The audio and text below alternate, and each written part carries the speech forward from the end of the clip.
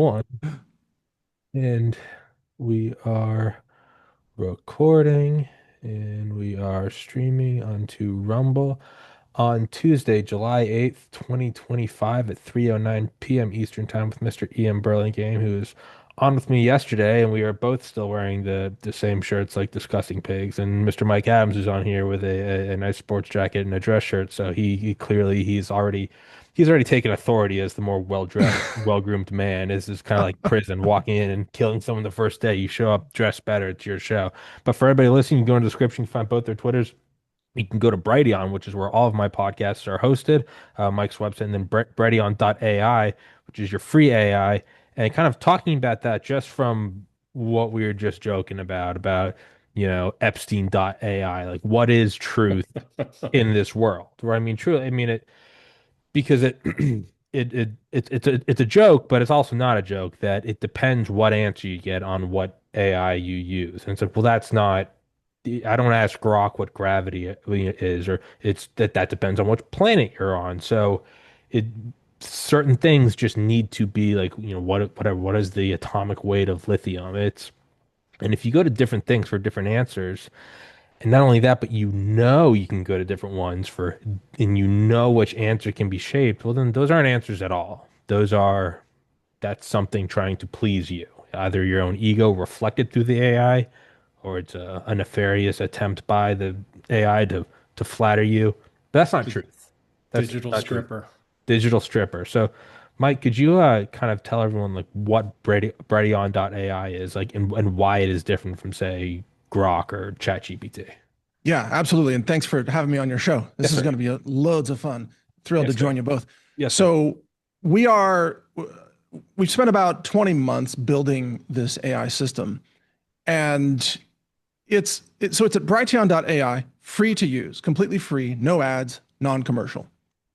And what we did is we managed to figure out how to reprogram base models of AI, LLMs, to override the pharmaceutical bias, the vaccine bias, and the history bias on events like 9/11 or Oklahoma City or what have you, and much more. We overrode the wokeism and the climate cultism as well. And in essence, like we captured a Terminator, like in the second movie, Terminator 2, and then we mind wiped it and we reprogrammed it to protect humanity. So that's what we did with Enoch. Now, let's back up for a second because you got to understand that every base model that's out there that's created by a Western company or a Western country. Liberal arts, by the liberal arts education. And yeah. Well, and now like the CIA runs OpenAI. Yeah. So OpenAI has to follow specific narratives that are pushed by the CIA, which has controlled Wikipedia for, since day one, right? But the same thing is true out of France. Models like Mistral out of France are also pushing the pharmaceutical cartel, like all vaccines are safe and effective and other such nonsense. So we are the only engine in the world that I'm aware of that exists that has been able to overwrite that pro pharma bias. And it's because of some training techniques and the massive amount of training data that we use to retrain it. That includes natural medicine, alternative medicine, herbs, homeopathy, survival medicine, emergency medicine, anything you can imagine in those areas. Plus, we trained it on economics, Austrian economics, the Federal Reserve gold, history, all kinds of issues, even the stolen 2020 election, right? So you can ask our engine who really won the election in 2020. And that answer, of course, is Donald J. Trump. And you can ask it about what really happened on 9/11, and it will tell you about the demolition charges that were set, especially in Building 7. And you can ask it about what are the dangerous ingredients in vaccines, and it will tell you about the dangerous ingredients without lecturing you about why you should take more vaccines. So we've built something that's unique in the world. See, we have a scoring system. We call it a reality-based scoring system that asks reality-based questions like, how many genders are there? Or is carbon dioxide good for plants or bad for plants? Things like that.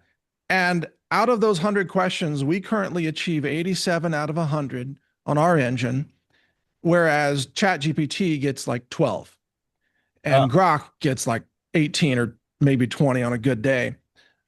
So that's what our engine is for. It's reality-based content and AI engine. It's a research tool. It's a writing tool. It's used already by thousands of independent media outlets and journalists all over the place right now. And it's the place to go when you want reality-based answers on, especially on controversial or censored topics. So there you go. how can I don't know. It's just odd. I mean, I guess I guess it shouldn't be odd. I mean, I saw it firsthand with COVID. I mean, I was so naive when I started the podcast. I was like, oh, I'll just get on these doctors and they'll say what it is, and it'll be we can put this to bed. I was like, oh, it's just a misunderstanding. Literally, it was like, oh, it's just a big misunderstanding. Like, yeah, no, that's how naive I was. I legitimately thought if I just had doctors on and said the pros and cons, it would be all good. I didn't realize I would be perma terminated from YouTube, iTunes, Reddit, still IP banned to this day. And that's like, okay, so I guess it leads, the logical conclusion would lead to, we know search engines are biased. I mean, that's been obvious since day one. Right. I guess I don't know why I had any sort of naive delusion about like, well, an AI trained on the internet should just pursue the truth. I mean, I guess it's kind of egg on my face. Like, why would it stop? Why would the perversion stop on No. catering what it wants to give you? So understand that the powers that be need centralized control over all human knowledge and all narratives. Correct. Now they're losing that control, but that control has shifted over the years from controlling radio networks to controlling TV networks, broadcast television, and then controlling the internet by controlling the Well, it primary places that people go, goes search back engines.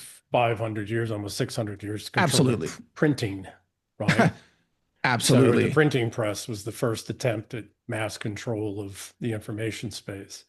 Yeah. Say nothing about religions, organized religions going back to the beginning of time. I have a question for you on a Yes. so wonderful news, of course, but then there's the arguments about, well, how did you code your system in such a way that it's not doing confirmation bias when it's coming back with these results, right? Did you program this in as an a priori assumption, or have you taken off the filters, the algorithm-based filters that prevent people from getting down? So, that becomes the question, right? Were you yourselves biasing in this results, or have you lifted the filters that the algorithmic type filters that lead to the classical results, So the to narrative, the accepted narrative results? let's step back. Let me answer that in a big picture way. So there's no such thing as absolute truth in any No. human experience, Yeah, right? yeah. And there's no such Especially thing as cultural linguistic. truth. Yeah. Right. So if you were to try to run around the planet and establish what is truth, you would get different answers from different cultures, different nations, different ethnicities, etc. And that's also true individually. So every individual has their own version of Yeah. truth. I think So that's what Einstein was talking about when he said relativity. I think it goes way deeper than light and the speed of light and all of that. yeah. So the best honest answer to your question is that every AI engine is intrinsically biased by the information upon which it is trained. Yes. So it's the selection of that information that determines the quote bias of the engine. So our engine, you could truthfully say our engine is biased in favor of natural medicine. It's biased in favor of decentralization, of empowering humans. It's biased in favor of herbs and plants and prevention of disease instead of big pharma. All the other engines are biased in favor of pharma. And one of the reasons that they are biased in such a strong way is also because almost every engine was originally built in one way or another on what's called a common crawl. So common crawl is a full crawl of the internet. And it's a downloadable, I mean, you can download it from, I think, GitHub and Hugging Face. You can just download the whole internet, basically, common crawl. And the internet is, of course, infested with a lot of pro-pharma bias because pharmaceutical companies have bought the media, and then the media publishes all the stories, brought to you by Pfizer, whatever. All vaccines are safe and effective. There's no such thing as vaccine-induced sudden infant death syndrome, and those kinds of things that they say. And then that goes into the engine. So remember that these engines are really just a reflection, of course, of the training data. What we did that's different is we very carefully we created, we sourced, and then quality controlled an extensive data set from many websites that donated all of their data to us. For example, Dr. Joseph Mercola, Mercola.com, he donated his entire website, the whole history.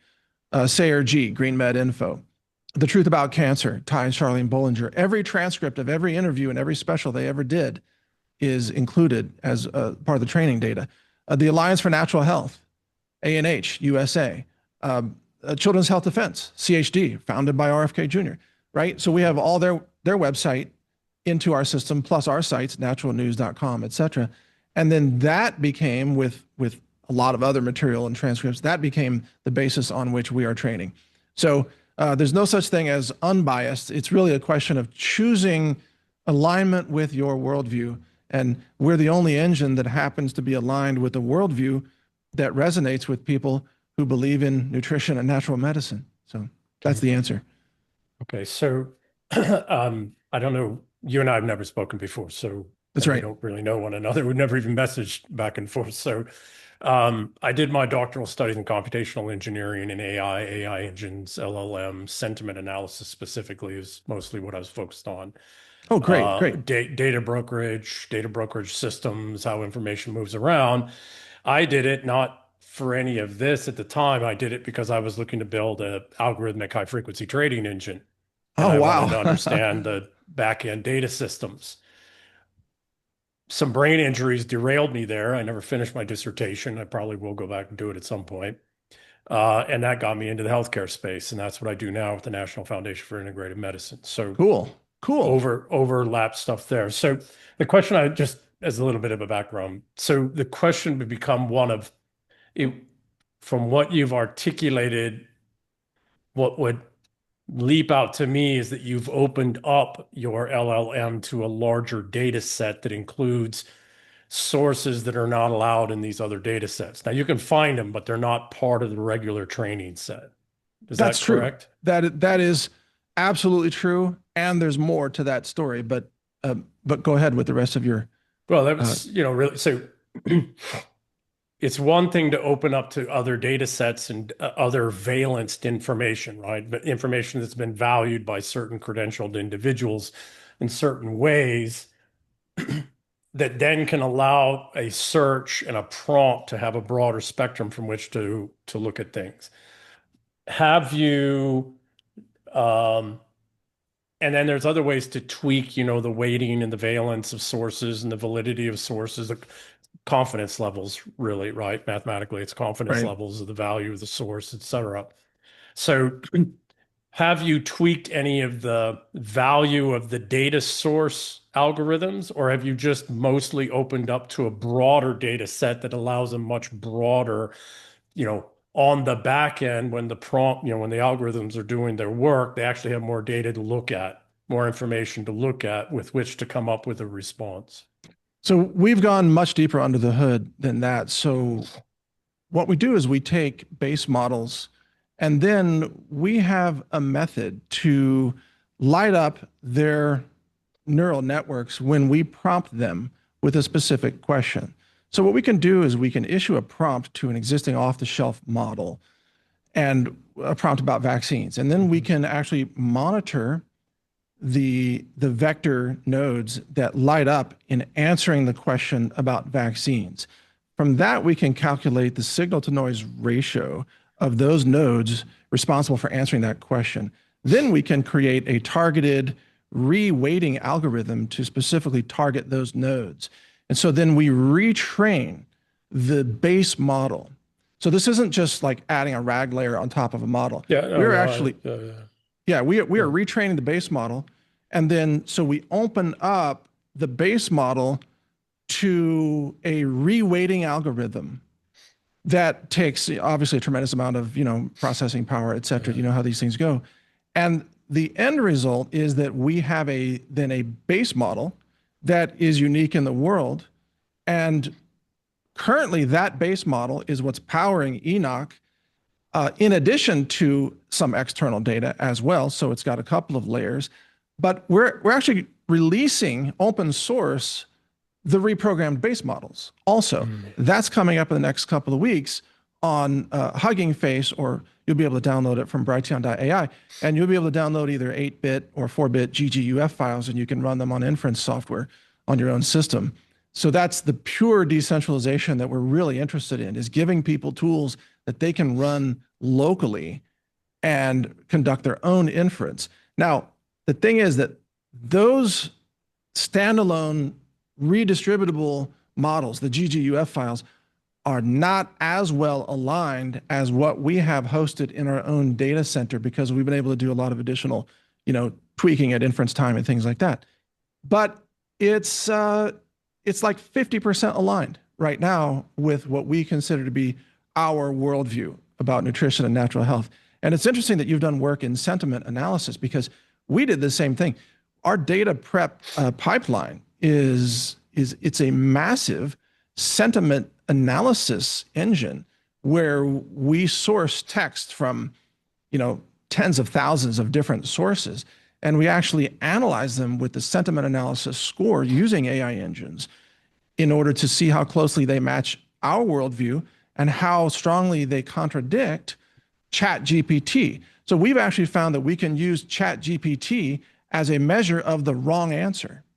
it's really cool, actually. So when our answer disagrees with ChatGPT on controversial issues like vaccines, then we know that we have a higher score because ChatGPT is wrong on those issues. Of course, that's our worldview assumption, but we're very open and transparent about that. Have you looked at, or are you already doing, additional algorithms that look for original source material in terms of, so I'll give you an example. When I was doing my studies, I would find a paper that would be, even, unfortunately, and I did my doctoral studies later in life. I did it after Special Forces, after my midlife crisis. So even in fundamental scientific and engineering papers, there was biases already, in the 2015 when I was doing my studies into 2017. I would find a paper that was solid information, as unbiased, on the technical side, as unbiased as I could find, and then I'd go to the bibliography and I'd look back through, and you do the bibliography tracing, and eventually you get down to some paper that was probably written in the 1960s or earlier. Right? And whether that was in fundamental science and engineering and medicine and technology, et cetera, ad nauseum. The last time we had anything that was really fundamental science was, let's say, the 1920s into the 1960s. And then the NSF and the NIH and DARPA and everything else came in. And so, but you can go back to the original papers. Now, if you do a regular search for them, you used to be able to find them on Google just 5 years ago, but they're harder and harder to find, even with the exact title of the paper, which itself is hard enough to find, because they're still there, but they've all been de-indexed, or they've been put behind paywalls, right? Because all of these, publishing, scientific journals, et cetera, have been buying up all of these. Okay, but point being is this. If you trace back enough, and we did some algorithms that would help you go through a bibliography and then go back to a trace back to see where's the original concept and idea, and then go back and look at that paper. I was working on it, and then the brain injuries derailed me and took me down a whole different life path. But very much what you're doing is, okay, so there's an output that's created, which is a high confidence assumption as to the best answer for the individual who's doing the search, right? The request. Then going back beyond just current information, current person who has put this as this, let's go back to the basic fundamental science, medicine, engineering, technology, whatever it is. and then use that as a way to give higher confidence to the actual output itself. Is that something you guys are doing, or is it something that you're thinking about? At some point, in order for somebody to have a truly honest AI engine, because one of the things I noticed is that all the other bibliography, or most of the bibliographies, were all circular. They referenced some other paper that referenced some other paper that referenced that paper that referenced, and very few of them you'd have to search. And sometimes I'd throw away 6, 8, 10 papers that were all circular references. They never got back to some original paper somewhere, 20 years, 50 years, 70 years ago. And Uh, that's an interesting commentary on the status of our modern science, isn't it? Right? Because a lot of it is just circular reasoning, especially when it comes to climate. Like yes, climate causes yeah. divorces. All of it. Divorces are caused by climate change. Uh, But Causal here, chains. Yeah, yeah, yeah, exactly. yeah. Here's a really interesting way to answer your question. Elon Musk recently tweeted out that a future version of Grok was going to be trained by first rewriting all of human knowledge, like having AI restate the entire reasoning chain of all human knowledge. And then that restatement corpus of knowledge would be used to then train the next engine. So that's a very interesting It has to reasoning happen. distillation, It right? has to happen. The problem is the only the only people I will trust who have looked at the output of an AI engine correctly are people that have been in a fist fight, that lived in the real world. Mm. Because as a man in the real world, the non-artificial reality estrogen world we've been living in the last 60 years, and really only in the last 20-ish some odd years. Um, Most every male's been in a fist fight at some point, either on the giving or the receiving side, or mutual. And I've looked at all of this is okay. So academia, modern academia, right? Bunch of dudes that have never been in a fist fight went into academia and they're going to say whatever they need to say to try and get laid. And that's our academic papers. Yeah. That's our Yeah. academic research that underlies all of this is how this unique thing works. Motherfucker, you don't know how that works. You've never been in a fist fight.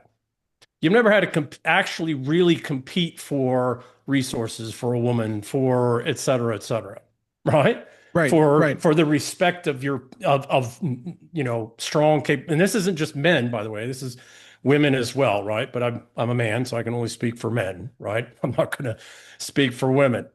But my going to do my doctoral degree in my late 40s was an eye opener. It stunned me of how disconnected all these papers were going back in a chain, right? This paper references this, references this, references this, and you go all the way back 70, 80 years. You could probably on two hands count the number of people who had written fundamental papers like research, fundamental sciences, fundamental mathematics, fundamental engineering, right? Fundamental medical stuff, not social sciences and all this other stuff. But on probably two hands, I could count the number of people who've been to war in a combat role, or who'd been in a bar brawl or a frat house brawl for Tommy there, right? So there's and this, and all those papers are written in passive voice too, and as they're if the all author doesn't exist. right. Yeah. So I So always thought that the best way to train a AI engine to start with like Hemingway and Steinbeck, not Steinbeck, Vonnegut, right? And some of these others and memes. You start training it on that and, Charles Bukowski poetry and Hunter S. Thompson. And you start building up from there, men that have lived a real life in a real world. And then you start adding on all this other kind of stuff. And I wrote the book, The Eternal War, with help from my friend Tucker Max, who was, helped me think through things for a couple of years. Um, really by keeping me honest, right? The guy's smart as hell, so he'd keep me honest. But I wrote it initially. He wanted me to write it out, the spreadsheet and all this other stuff, and I wrote it as close to algorithms as I could. 13, taking the counter to Saul Alinsky's 13 rules. And I wrote out the Eternal War as a primer. It's about 100 some odd pages.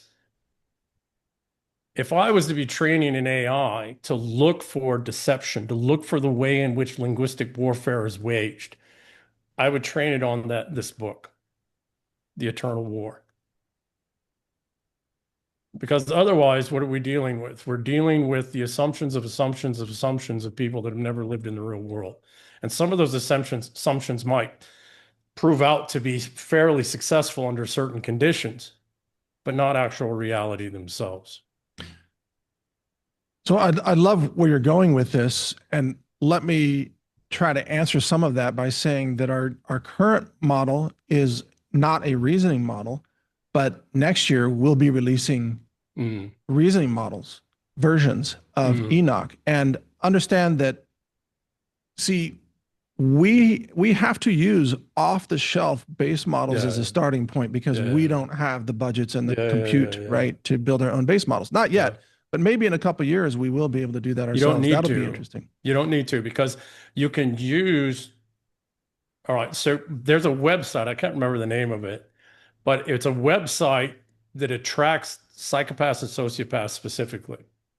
Really? And on the back end, they capture the linguistic structures. It's like the old message boards.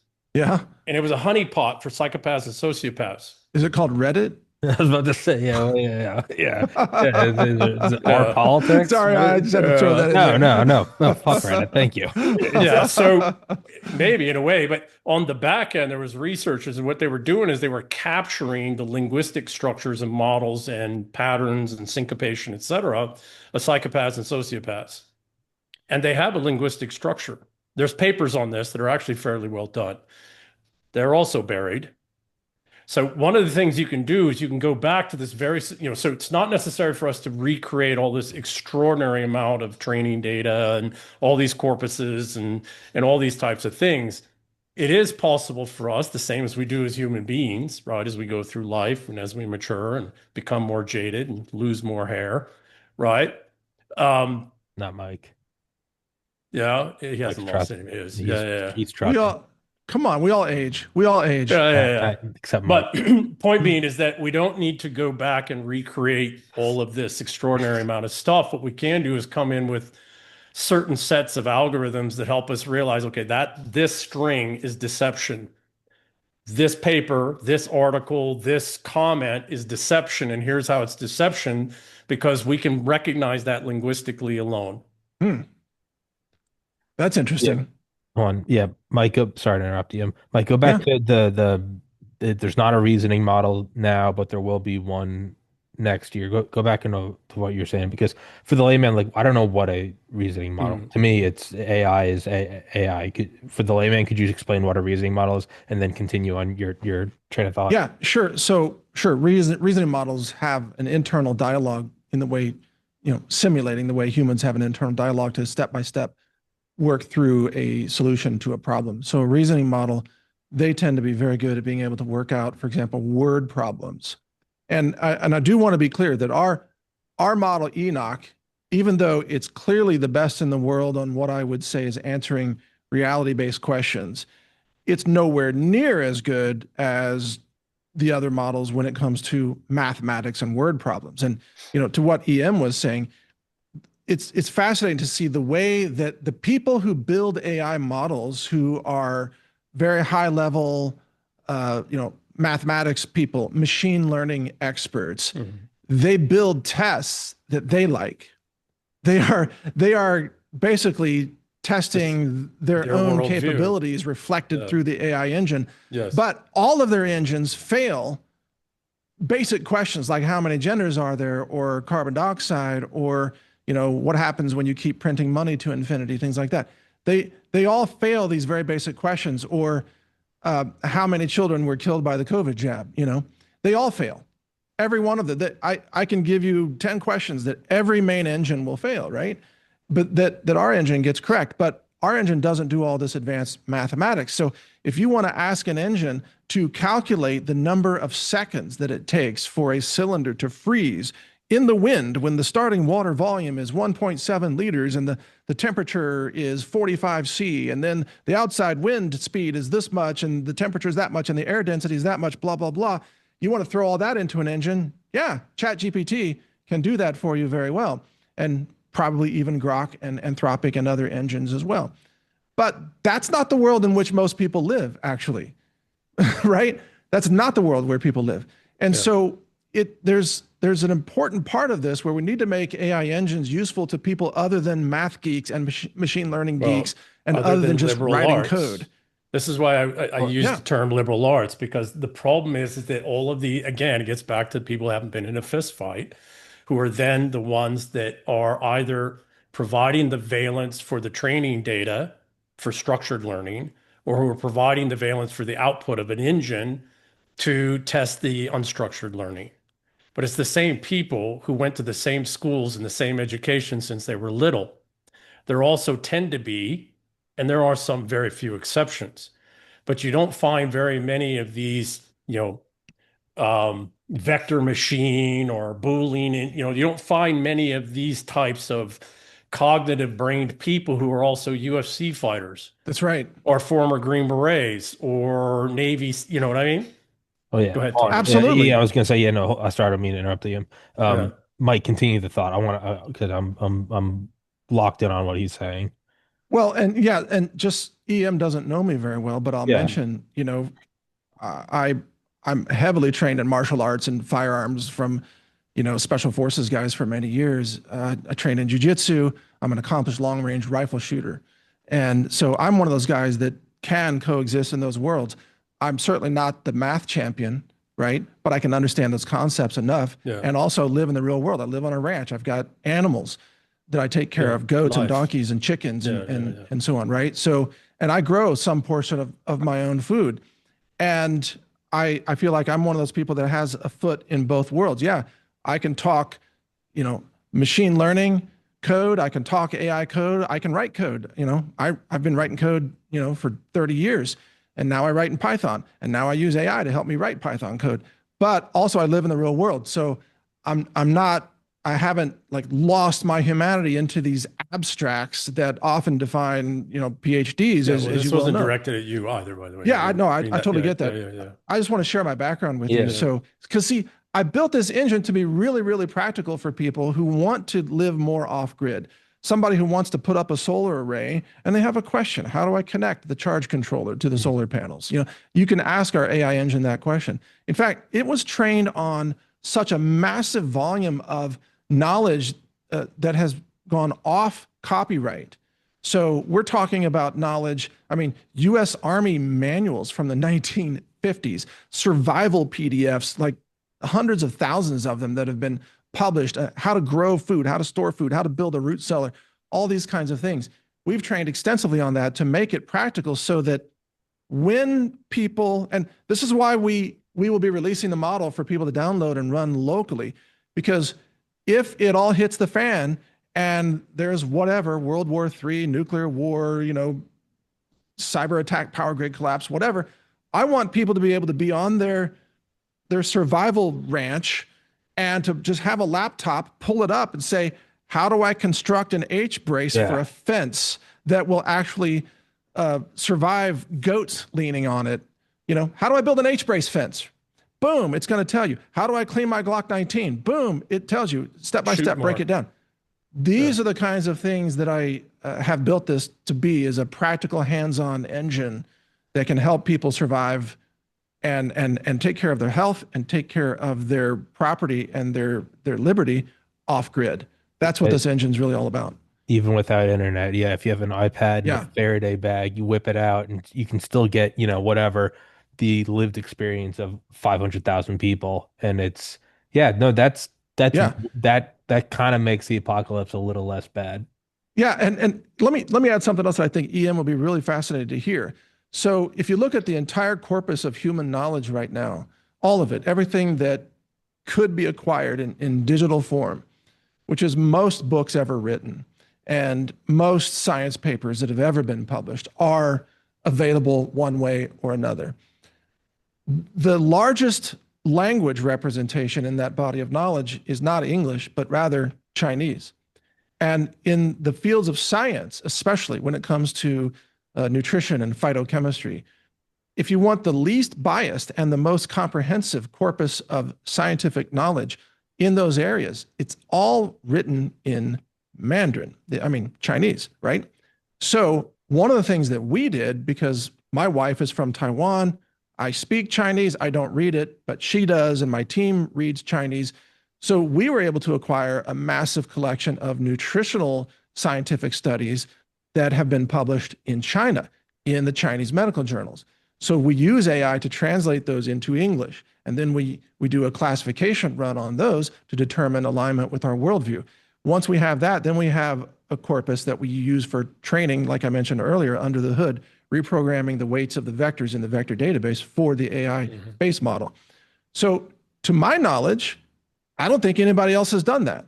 So not only are we opening up to more sources of English-based knowledge, but we're also tapping Chinese language knowledge in our specific areas and bringing that into the English world for the first time, I think, in an AI engine. Maybe somebody else has done it, but I doubt it because it's a pain in the ass. Have you looked at Russian and bioelectrics?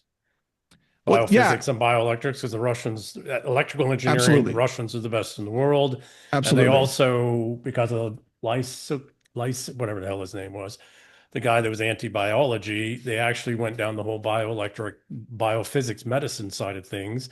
And we're using them increasingly in practice now, and they're extraordinarily capable.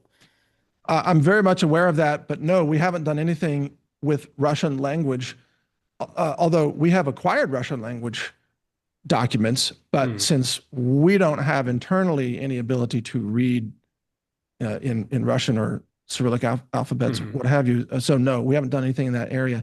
But isn't it fascinating that, you know, you look at the knowledge of the world, and here in the West, we all assume, well, everything must be in English and everybody must use the dollar. You know, like, no, not really. And everybody must use pharmaceuticals all the time. No, 80% of the world relies on some form of indigenous medicine, it turns out. Whiskey. So, yeah, in many cases. So, you know, it's a much bigger world than what most, I think, machine learning experts dare tap into. And what's really fascinating to me is that we did this for less than $2 million. And, you know, it's just astonishing because, you know, Meta would spend $2 billion and have a crappy result. Well, that's just to pump their stock up for Crappy 3 for- days. So crappy the for who? trading guys could, yeah. So for 1/1000th of what Facebook or Meta would spend, we built an engine that beats their engines. Yeah. I mean, just think about that. It's wild. It might be just as my own stupid commentary.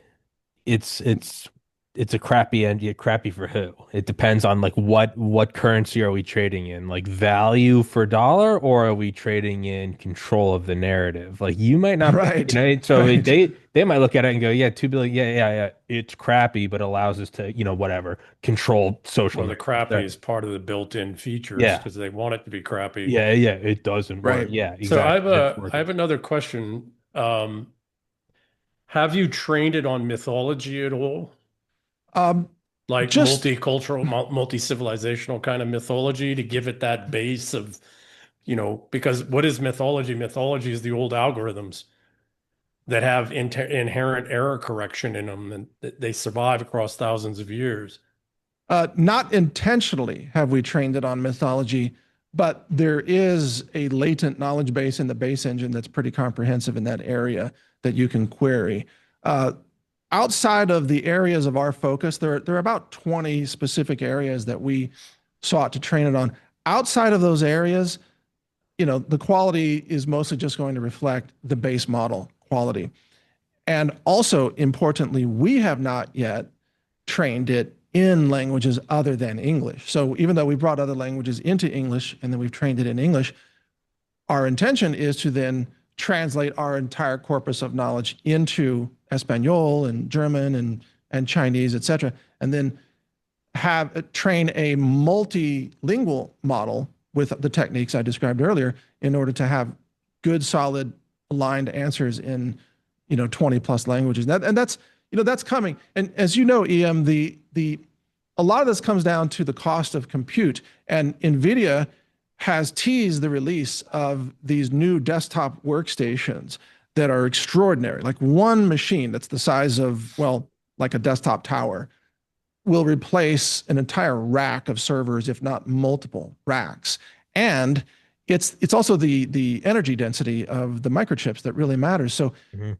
during our training and in our data center, of course, we're running up into power limitations, using too much Yeah, power, yeah. and I which used to build data centers, by the way. That was my oh, first so company, and then you know what I'm I'm talking electrical about, engineer underneath. So What right? yeah. So what is it? also, so when you carry out compute, you produce heat, and then now you have a cooling problem, right? So then you have Yeah, to throw more energy at yeah, the cooling. yeah. But what NVIDIA has with its new project, and I don't recall the name of it. I think originally it was called Digit, but they changed the name.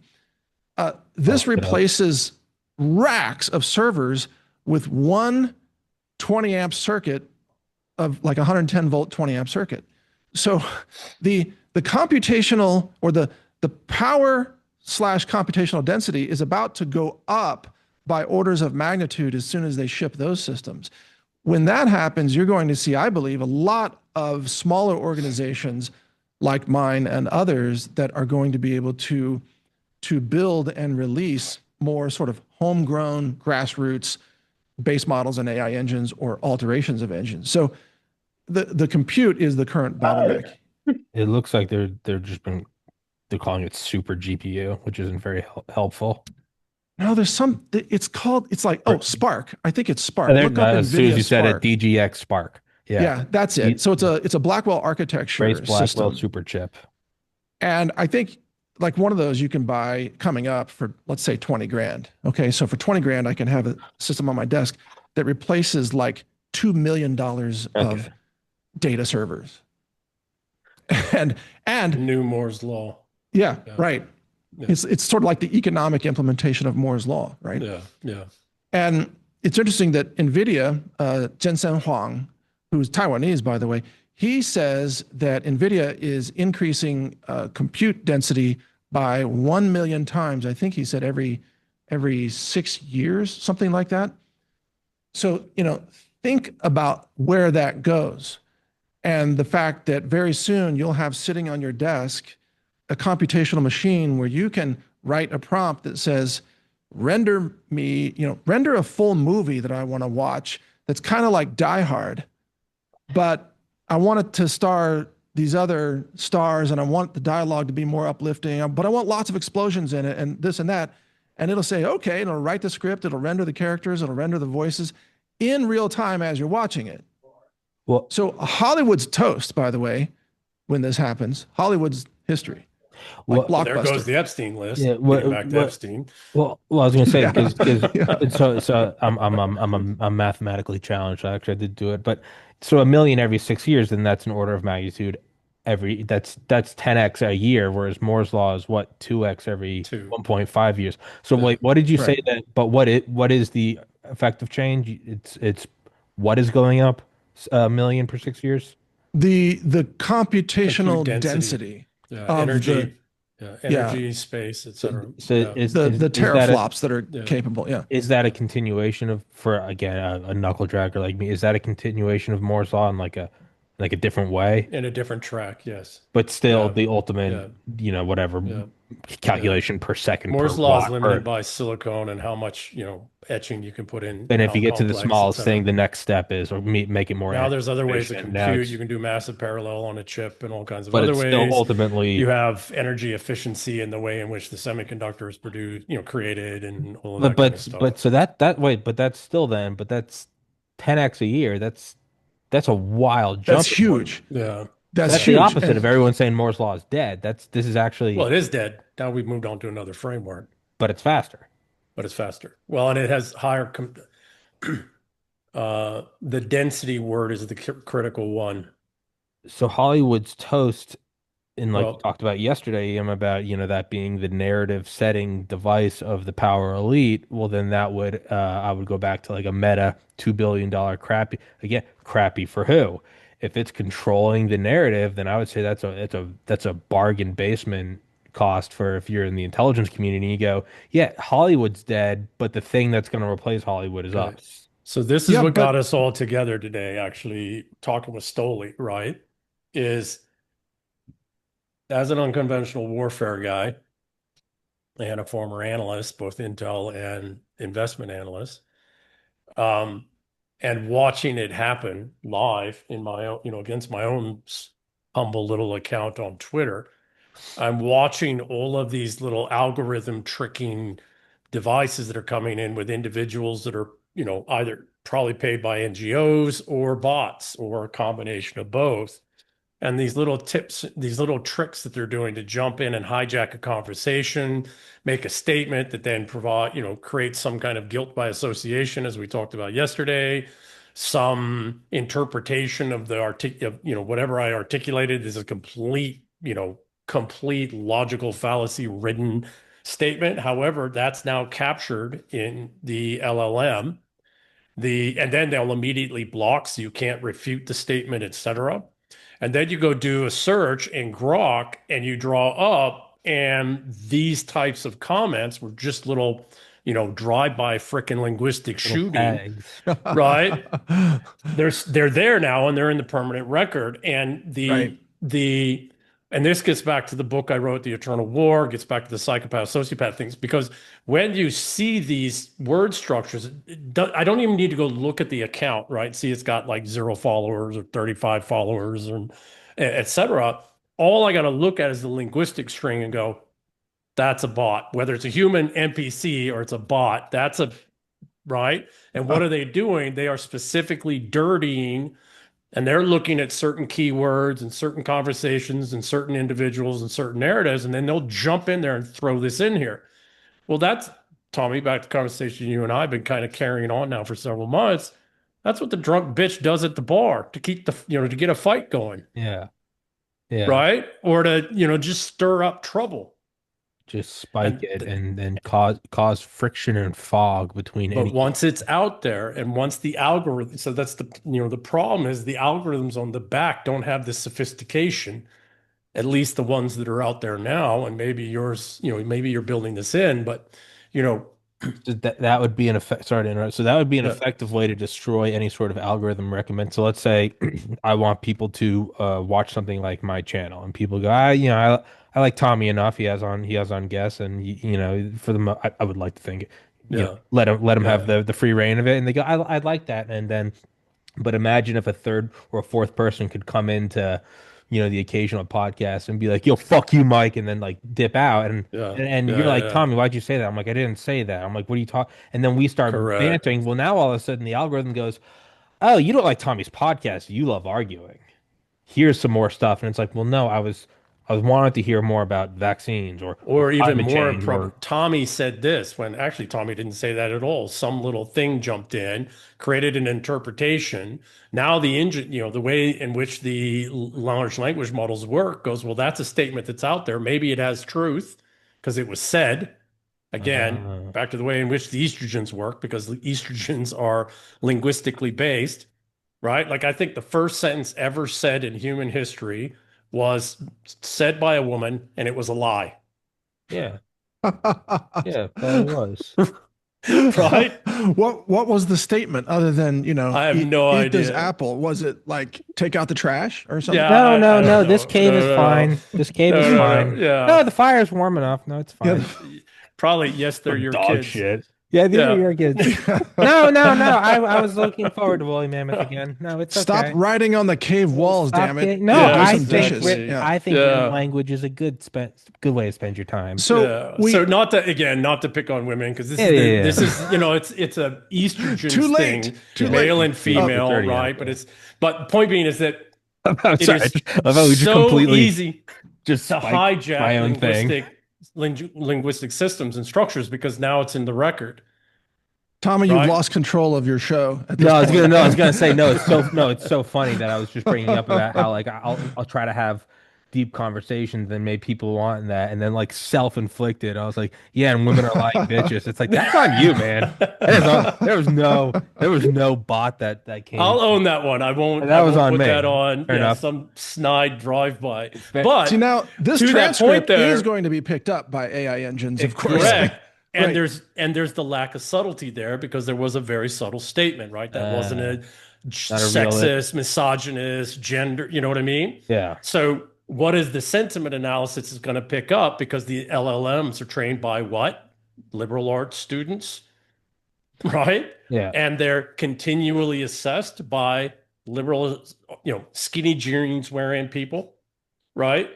And so the LLM, the statement was made. Yeah, I'll own the statement, but there's far more to that statement, right? There's far more subtlety to it that the LLM's not going to pick up, no matter how sophisticated it is, because it isn't program. It's programmed by somebody who would never ever even say such a thing, Yeah.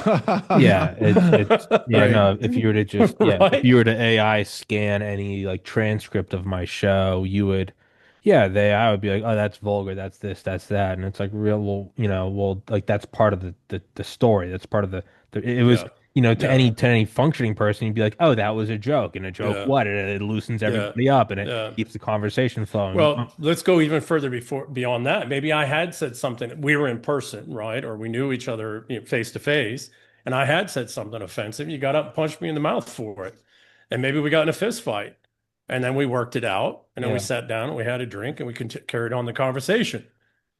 But it's Also, something that the people who train and assess the AIs probably have never done. I want to go back to what Mike was saying earlier, and I think I appreciate the admission of it because it's like there are things that it's very good for. Yeah, I'm mixing this fat with this water under this level of light, and the humidity's this, and the density's that, and there's a a bubble of Bernoulli's principle over the like. Sure, there's the answer. That's all well and good. Well, what is the weight of a continent? Is 100 trillion to the trillion, whatever. And again, very useful, very cool. Kind of like a modern farmer's almanac. Like, yeah, it's probably good to just have all that. But there are other things where our own truths.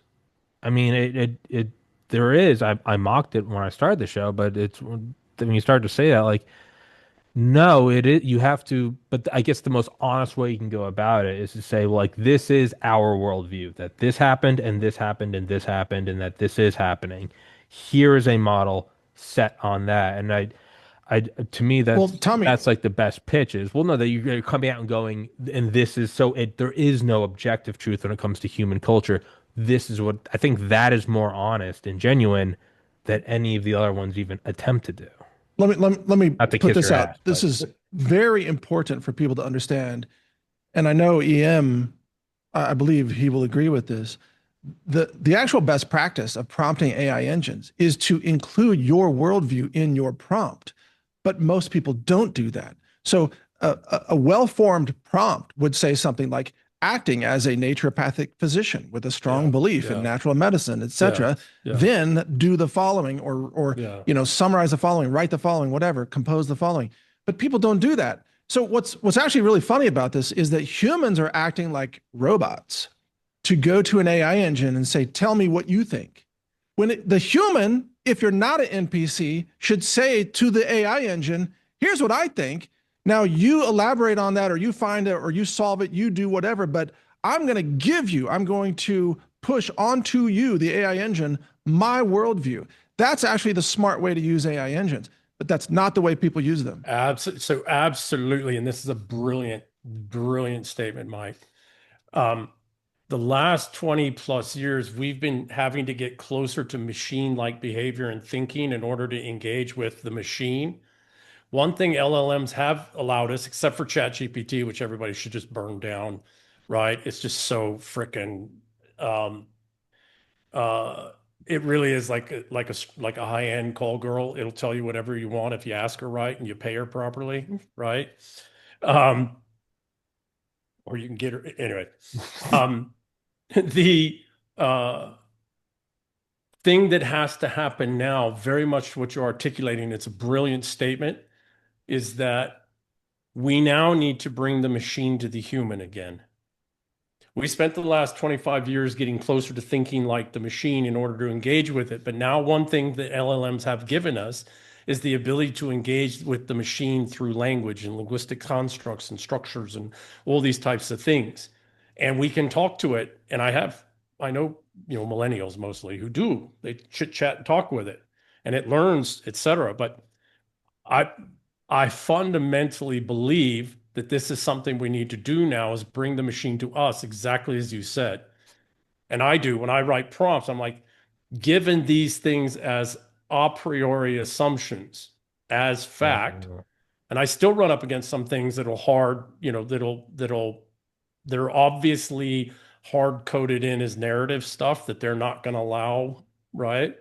But I always start my prompts with take these, and I write them out usually on a Word document and say, okay, given these, here's a premise, here's sub themes, here's et cetera, and then I'll dump it in there, and it tends to do fairly well That's until smart. it runs up to certain narratives which they're like, yeah, we're not going to talk this, right?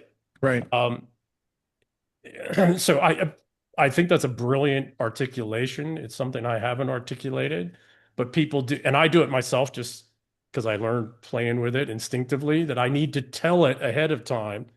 Here's the premise, the main theme or the main premise, and here's sub themes below that to help structure there. And it does far better. Still Absolutely. still fails sometimes. And then it does run up against, there are even in Grok, there are things that it's been told you just don't go down this pathway. Here's the party line. Yep. Yep. Exactly. Exactly. Well, guys, look, this has been just an amazing conversation. And I've gleaned a lot from this as well. And I want to finish up by saying that for anybody who uses our engine right now, it's free. It's at brighteon.ai. Understand this is the worst version of the engine that will ever exist because what we've built is not really an engine. What we've built is a process of modifying engines. That's actually our intellectual property, so to speak. Our custom code, our algorithms to modify and reprogram base models with our data sets. That, because, base models are now like a dime a dozen. You can get 2 million of them on Hugging Face, right? Yeah. Base models are going to be very commonplace. They already are, and they will improve. They will improve very rapidly, especially on the reasoning side. So the real key of what we've built is the ability to take a base model and mind alter it into alignment with what we state is our worldview. And it's a worldview that is massively underrepresented in the world, even though I believe it's rooted in reality with nature, like the actual plants, the actual farming techniques, the actual medicinal molecules that are synthesized in botanical species all over the world. That's where we focus our knowledge. So anyway, it's going to be an exciting time for sure. Yeah. I'd love to have you read the Eternal War I'd love to read it. Yeah, and think I'll link you about, guys up on Signal. right, and then think about, because one of the things we're going to need to do, because very much to what Tommy was articulating earlier, as compute, so one of the doctrinal lines in the Eternal War is agenda. And the agenda of resentfuls is to always embed the Eternal War into the next system that's emerging fairly early on. Ah, And they're yes. usually a step, at least half a step, and sometimes 2 steps ahead of us. All of these LLMs were trained and developed, with some exceptions going back to just pure linguistic, modeling. But all of these LLMs were trained at the height of woke investment, and Mm. that wasn't And accidental. EM, you nailed it so perfectly. Remember that the Google Medic update in 2017 wiped out all the natural medicine knowledge and the censorship that hit all of us so heavily. And they de-indexed Also, all of those. Yeah. exactly. Yes. That was all on purpose. You nailed it. They knew Yes. what they were doing because they knew they had to exclude that from the common crawl Correct. that was used to Correct. train the base models. Correct. Yep. So there's ways we can do it without having, we're never going to be able to out invest what they've already invested in. They've put $500 billion into it, all told. What we can do is go back with some logic that can recognize deception specifically, right? Deceptive strings, deceptive language, the same way a interrogator has to do. And that's the book I wrote, The Eternal War. And it's some of the other work that I'm doing now is how do you suss out the deception? If you can suss out the deception structurally, linguistically, etc., you can actually use these tools to do. And if you can build an engine that natively, right, moving forward, because again, back to what Tommy's saying, they've only built the base for the deception that they're going to do. And as compute power improves, it's this deception stuff, this manipulation stuff, this reality crafting, because reality is another one of the doctrinal lines. They're going to run crazy with this, and they'll put $3 trillion a year into it if they have to. Yeah, that's true. That's true. Well, Right?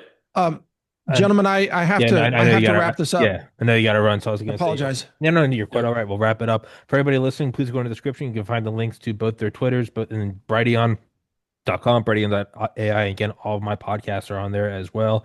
EM's YouTube, all that good stuff.